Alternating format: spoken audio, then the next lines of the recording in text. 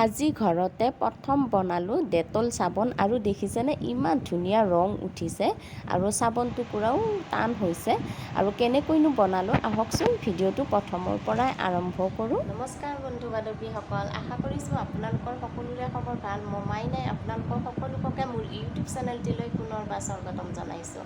আশা কৰিছোঁ আপোনালোকে ভিডিঅ'টো কোনো ধৰণৰ স্কিপ নকৰাকৈ শেষলৈকে চাব বুলি আৰু ভিডিঅ'টো চাই নিশ্চয় ভাল পাব বুলি। আজি মই আপোনালোকৰ কাৰণে আগবঢ়াবলৈ লৈছোঁ ডেটল চাবোন। মই আজি প্ৰথমবাৰ ডেটল চাবোন বনাব লৈছোঁ আৰু আপোনালোককো দেখুৱাম কেনেকৈনো বনাওঁ।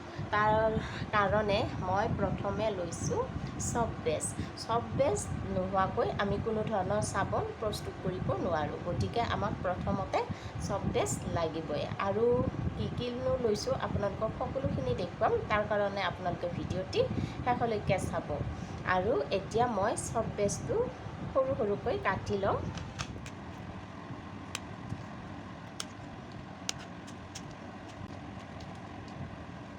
চফ বেছখিনি ধুনীয়াকৈ সৰু সৰুকৈ কাটি ল'লোঁ আৰু সৰু সৰুকৈ কাটিলে তেতিয়াহ'লে গলিবলৈ সুবিধা হয়।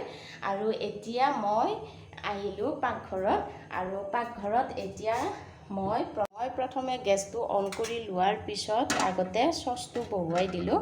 চচটো বহুৱাই দিয়াৰ পিছত ইয়াতে মই প্ৰথমতে পানীখিনি দি ল'ম। পানীখিনি উতলাবলৈ দিম। পানীখিনি ধুনীয়াকৈ উতলিব ধৰিছে। পানীখিনি ধুনীয়াকৈ উতলাৰ পিছত এতিয়া মই ইয়াৰ ওপৰত আকৌ পুনৰ চচপেনটো পাতি দিম। ইয়াতে চচপেনটো দিয়াৰ পিছত মই আকৌ যিখিনি মই গ্লিচাৰিনখিনিও কাটি লৈছিলোঁ সৰু সৰুকৈ ইয়াতে দি লৈছোঁ। এনেকৈ গোটেইখিনি দি দিম আৰু ইয়াৰে ভিতৰত কোনো ধৰণৰ পানী সোমাব দিব নালাগে। তাৰপিছত এতিয়া মই পুনৰ এনেকৈ লৰাই দি থাকিম। তেতিয়া লৰাই দি থাকিলে ধুনীয়াকৈ গলি যায় আৰু দেখিছেনে সৰু সৰুকৈ কাটাৰ কাৰণে ইমান সোনকালে গলিব ধৰিছে। আৰু মই এখন হাতেৰে কেমেৰাটো ধৰি আছোঁ, গতিকে অলপ অসুবিধাও হৈছে। চচটো ধৰিবলৈ পৰা নাই, গতিকে লৰি আছে। কিন্তু চচটোৰ ভিতৰত যদি অকণমান পানী সোমায় তেতিয়া চাবোন টুকুৰা ভাল নহয়, ঢিলা হয়। গতিকে ইয়াৰে ভিতৰত কোনো ধৰণৰ পানী সোমাব দিব নালাগে। এয়া দেখিছেনে কোনো ধৰণৰ ইয়াতে টুকুৰা নাই, ধুনীয়াকৈ গলি গৈছে। এয়া কোনো ধৰণৰ টুকুৰা নাই, ধুনীয়াকৈ গলি গৈছে। এতিয়া মই ইয়াতে এড কৰিম ডেটল লিকুইডটো। তাৰপিছত আমাক লাগিব আকৌ ডেটলটো লিকুইডটো লাগিব।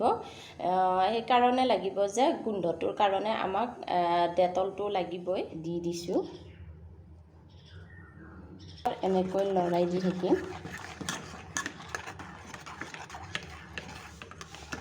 মই পুনৰ ৰঙৰ কাৰণে কোনো ধৰণৰ কেমিকেল ইউজ নকৰোঁ আৰু নেচাৰেল বস্তুৱে দিম। এয়া হৈছে হালধি অকণমান দিছোঁ ৰঙৰ কাৰণে।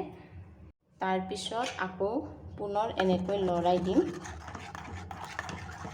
কোনো ধৰণৰ ইয়াতে অকণো হালধিৰ কণা থাকিবলৈ নিদিওঁ। ইয়াতে ধুনীয়াকৈ এনেকৈ লৰাই দিম।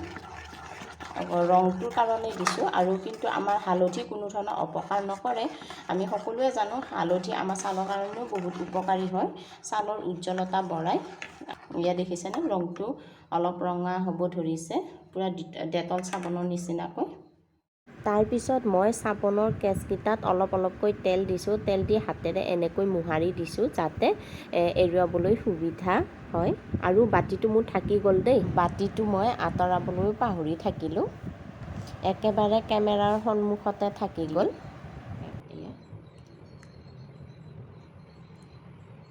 তিনিটা চাবোন হ'ল।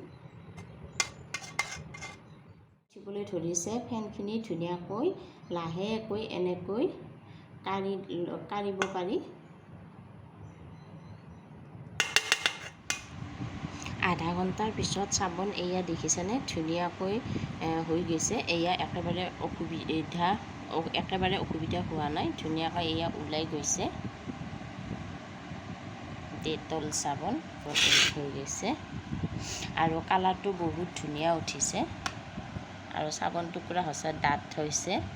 এয়া ডাঠ মানে ঢিলা হোৱা নাই, টানে হৈছে।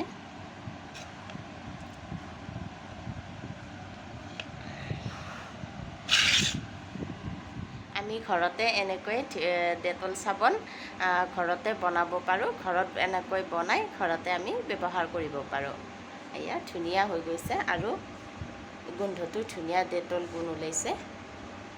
এয়া মই এক পিচ চাবোন আপোনালোকক হাত ধুই দেখুৱাব পাৰিলোঁ হয়, কিন্তু কেমেৰাটো ধৰা কোনো মানুহ নাই, গতিকে মই হাত ধুই দেখুৱাব নোৱাৰিম, কিন্তু ধুনীয়া ফেন উঠিব।